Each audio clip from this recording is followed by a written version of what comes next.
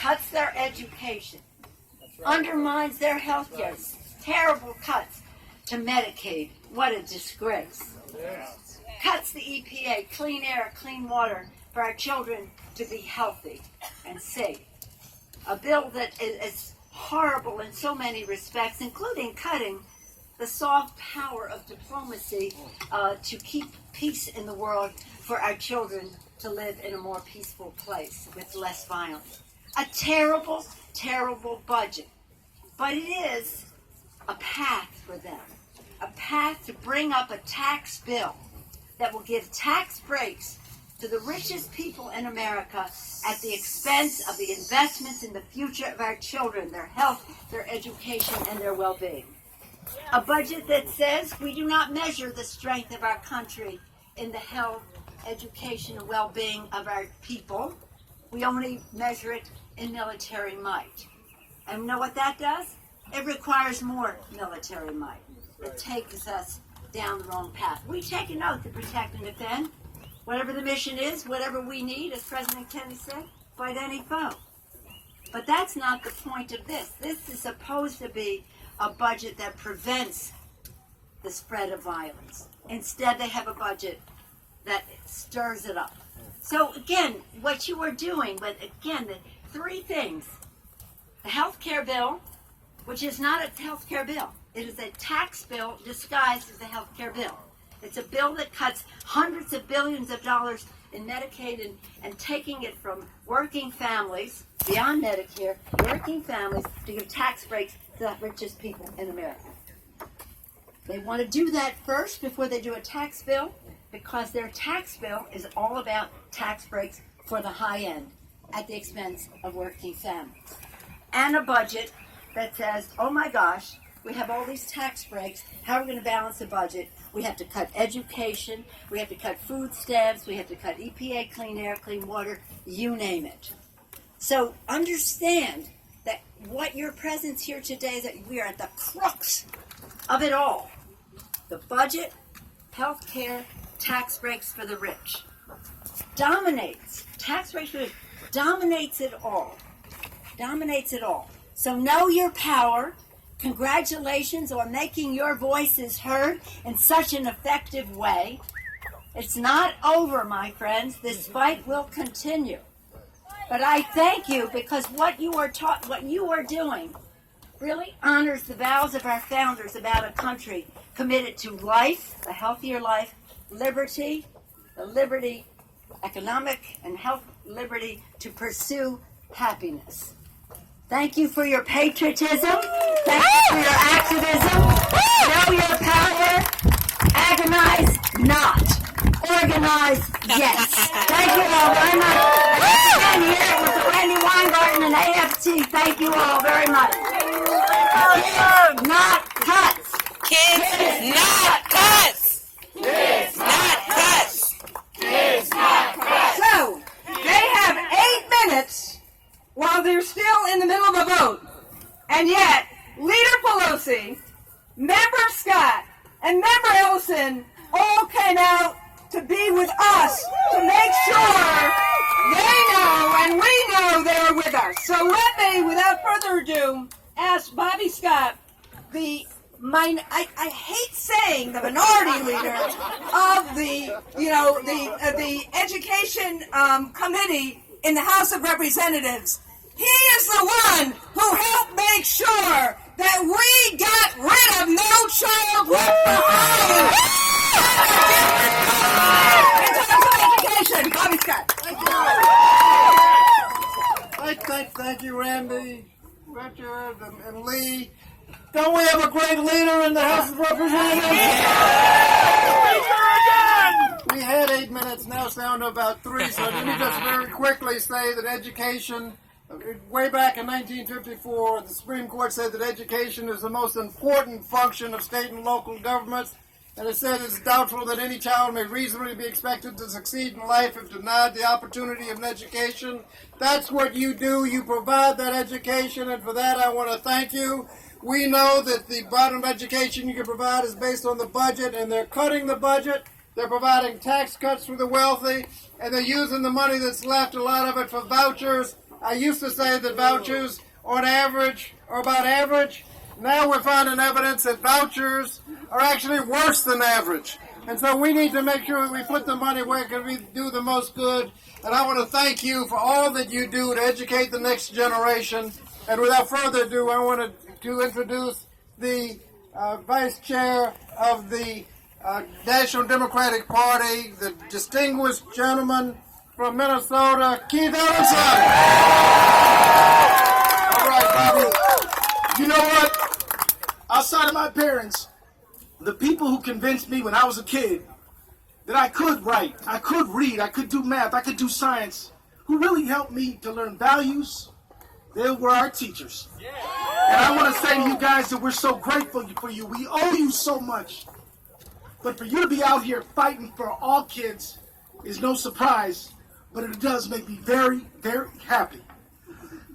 I want to tell you that as we are fighting for education, we also got to be fighting for health care, because you know that it's a lot easier to teach a kid who's feeling good than a kid who's feeling sick. We got to fight for better wages, a real starting wage, a real livable wage, because if their parents are making a decent living, it's a lot easier on those kids, right? And then if they want to cut not just education, but they want to cut housing. So we got to make sure that kids are not moving 4 or 5 times a school year, so it's so much harder for you to teach them. Is that right? Right. These guys are attacking everything we believe in, and we will not stand for it. We're going to fight back. We're going to organize. We're going to unify, and we are going to win. Thank you all for being out here.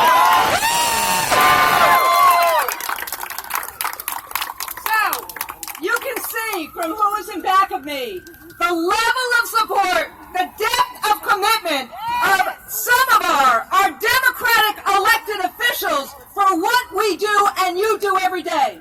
But as I said when we started, a lot of labor is with us as well. And we walk the walk together with a lot of labor. We bleed the same way, we work the same way, and it is my honor to introduce my brother from another mother, Lee Saunders. AFT in the house! It is AFT in the house!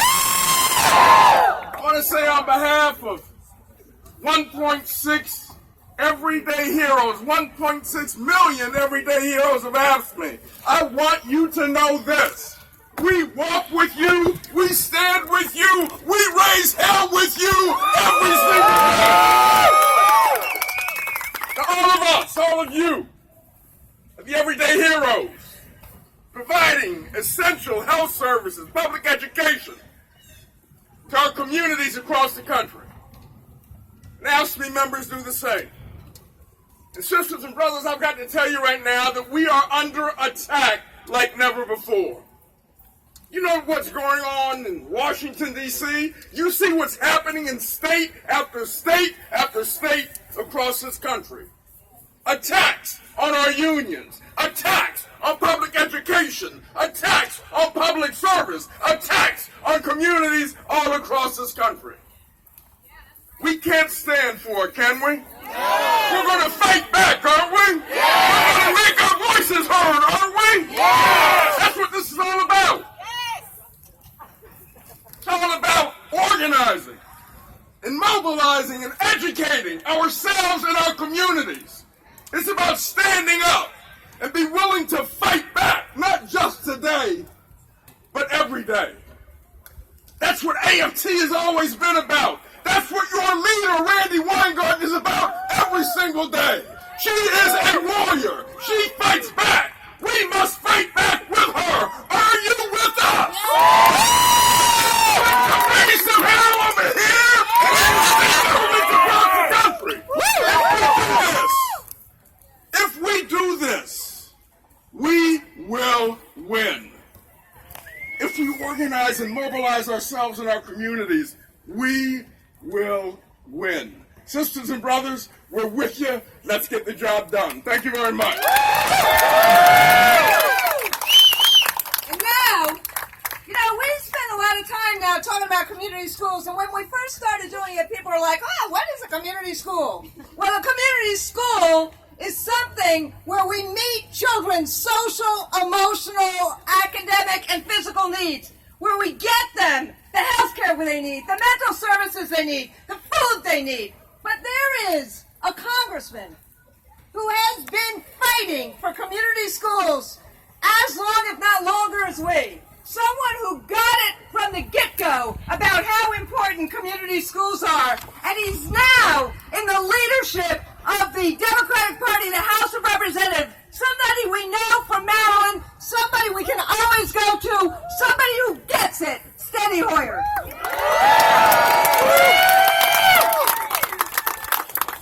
Thank you, Randy Garden, who absolutely gets it all the time, every day, every hour, and lets us hear about it in that very quiet and soft voice that she raises in the Congress of the United States. There are about 100 of us here, maybe 150, 200. Well, we got some in the shade, so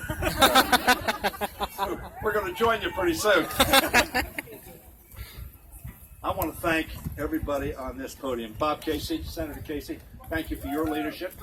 He yielded to me so I could speak because we got votes on. And I want to thank my friend, President Saunders. What a great union AFSCME is. With AFT, two of the strongest unions in America. The fact of the matter is, ladies and gentlemen, he's good. He's fine. He's good. He just locked his knees up. That's what happened. You lock your knees. Keep your knees flexible there. So keep your knees flexible. We got water here. Ladies and gentlemen, there are two issues of critical concern to the hundreds of millions of people that you are representing here. Yes, there may be 150 of us or 200 of us, but 100 million people are counting on us, counting on your voice, counting on your hand, counting on your hearts.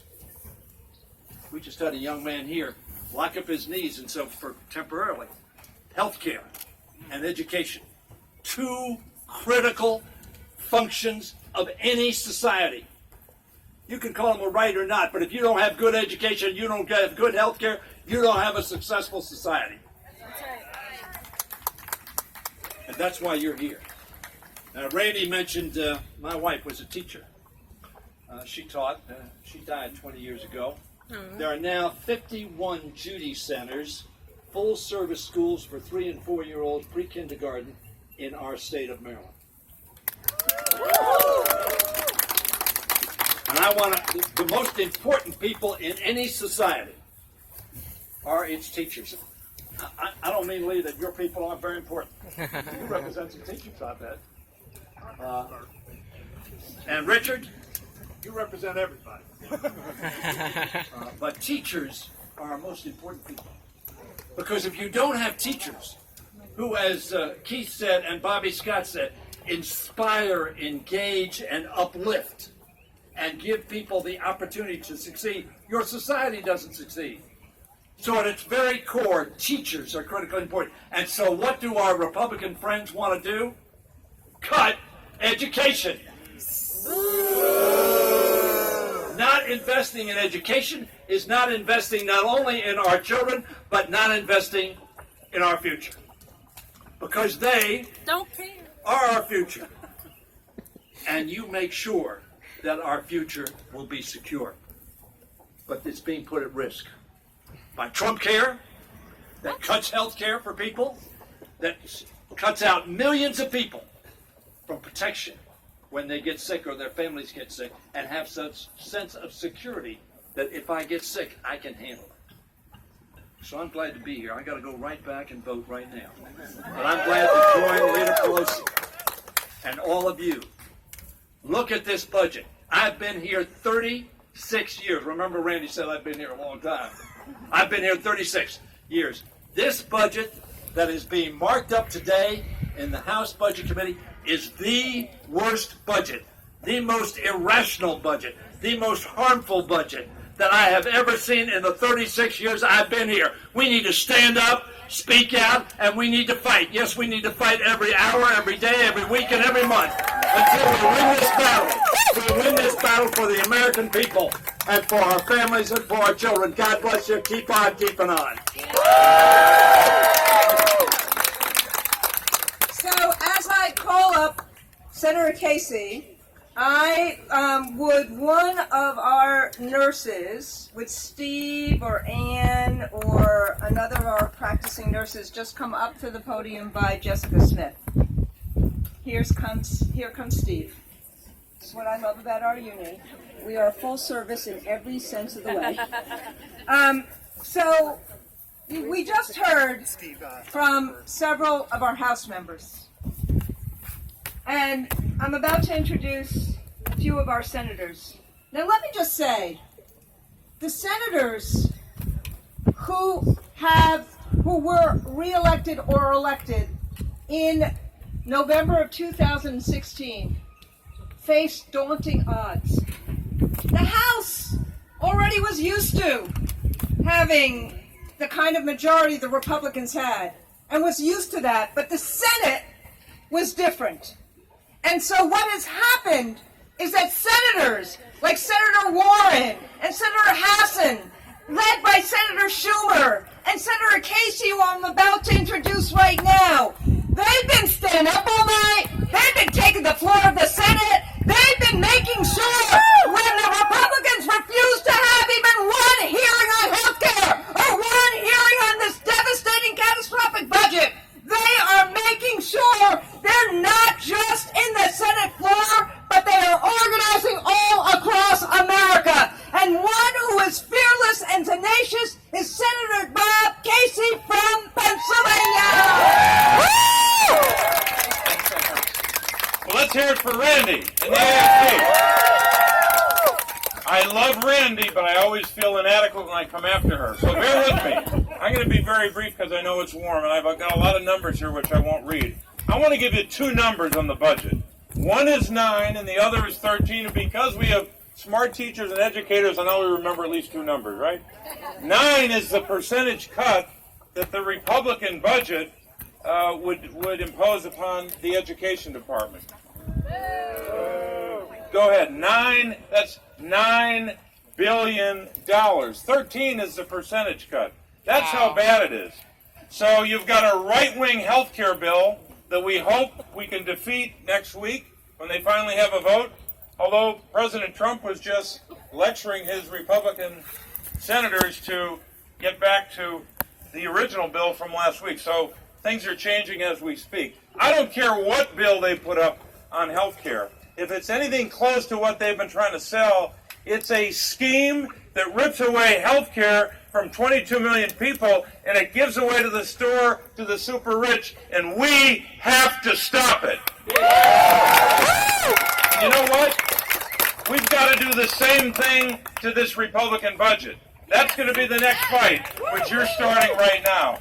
So thank you for what you're doing to help us defeat a very bad health care bill. Bad for our kids, bad for our seniors, bad for people with disabilities, and bad for America. But also thank you for getting an early start in getting the word out about how bad this budget is for education, for our kids, and for our country. And because it's so hot, I'm going to stop right here and just thank you. God bless you. So I'm about to introduce two of the most fabulous women that I know. And I'm going to introduce Richard Trumka, who has ceded his time for a moment to these two fabulous women. The first person, for those of you who don't know her, is Senator Maggie Hassan from New Hampshire.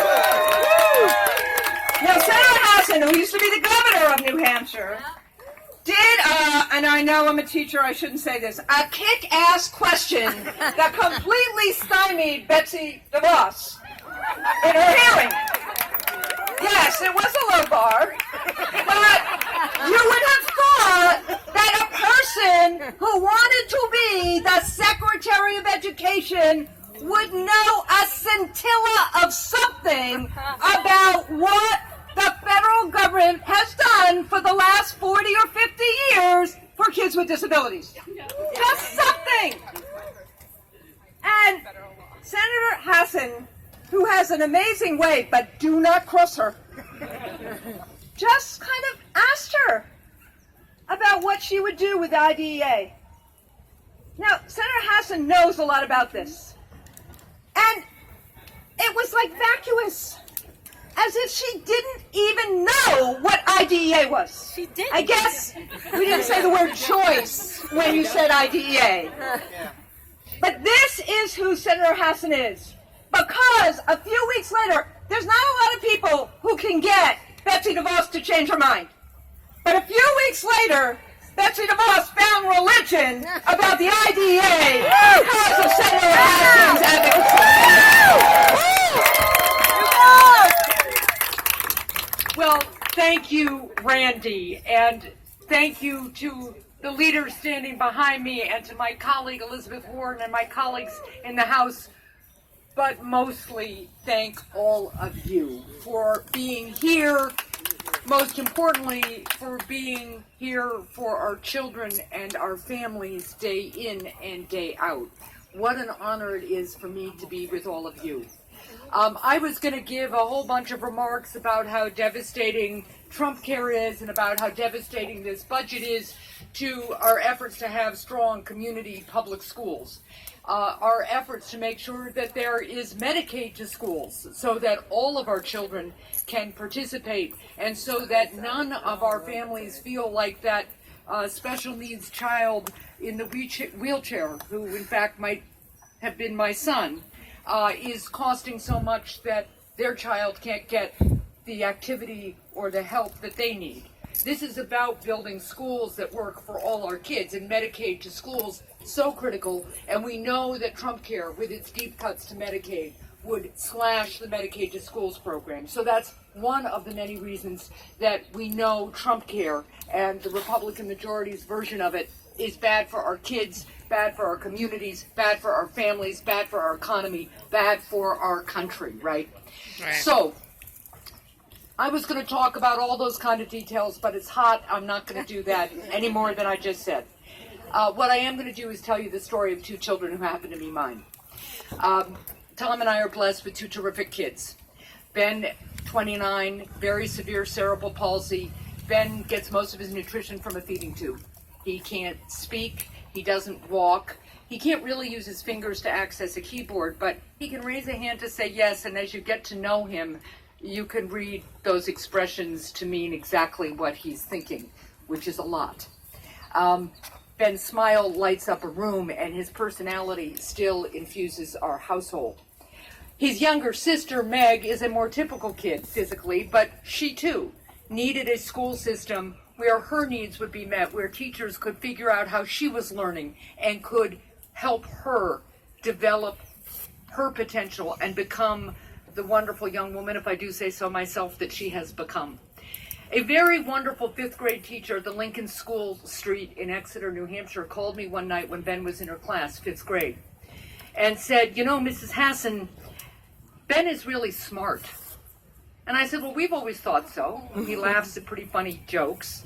But how do you know?"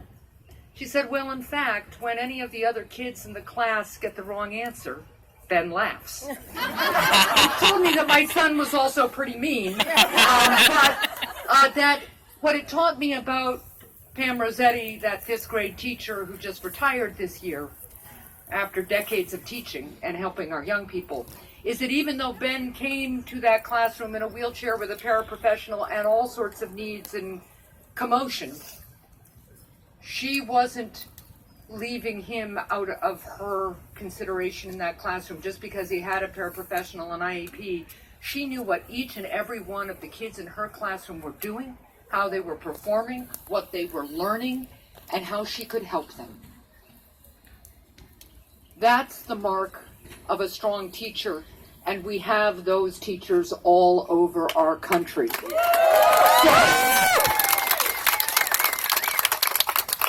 What I think about as we are facing these devastating cuts, what I think about as we are facing this devastating Trump care plan, is how important in a democracy it is to have public schools where every kid, regardless of circumstance, physical condition, zip code, can learn and can develop into the best he or she can be, because the absolute critical thing for us as a democracy is to bring people in from the margins so that I'm we gonna can hit your leg unleash 'cause the you have a bug on talent it. and energy No of each problem. of us. Good for the cause of individual dignity and freedom and democracy, to be sure. But when you unleash that kind of talent and energy, you also help our economy and our communities grow, get better, and thrive together. That has been the secret of our success. You are all the secret of our success. We're going to fight as hard as we can for you. Thank you. Thank you. And I want everybody to be drinking water. And all your mothers right now. And if you're tired, go into the shade, and those in the shade come into the sun. But remember, the school teacher and paraprofessionals who are standing here, this is what your classrooms feel like most of the time in June. So we're perfectly prepared for this. But really, drink water, sit down, or go into the shade. Where's the water? Now, I just talked about Senator Hassan and what she tried to teach Betsy DeVos. Senator Warren, we all know for lots of different reasons, from the great state of Massachusetts, we all know we are the largest higher ed union in the United States. But Senator Warren has really understood and gone into the belly of the beast on the issue of consumer debt and student debt and what banks were doing and what the wealthy and powerful have actually done to rig the system against working folk. And we have done a 1-2 punch in many ways on the issue not only of student debt, but of fighting predatory lenders and predatory practices of colleges like Corinthian and Trump University and ITT. And we've always had a partner who understood and got it in each and every way from Senator Warren. So given everything else she does, she has put the issue of borrowers over lenders, of students over for-profits on the agenda each and every day. Senator Elizabeth Warren. It is good to be here. It is good to see you in the shade. It is good to see you in the sun. You know, we didn't get into this fight because the weather was good. We got into this fight because we need to be in this fight. I'm here today with one simple message. No budget cuts for public education. That's what this is about. I am here today because I believe in the power of public education. I want to say, this one is personal for me. I graduated from a commuter college that cost $50 a semester. And that college opened a million doors for me. I believe in an America that invests in public education. That's right. But instead of opening doors for hardworking students, the Trump Betsy DeVos budget is an all-out attack on America's kids. It's an attack on America's teachers. It's an attack on America's college students. It's an attack, and we are ready to fight back. Are you ready to fight back? You bet. Trump and DeVos want to slash funding for public K-12 education, and they want to put $250 million into Betsy DeVos's radical school privatization agenda. We believe in giving all kids a fighting chance to get ahead, and we're going to fight for it. Trump and DeVos want to cut almost $11 billion from public education programs. And look what they put on the list to be cut. Cut the arts. Cut the after-school programs. Cut support for foreign languages.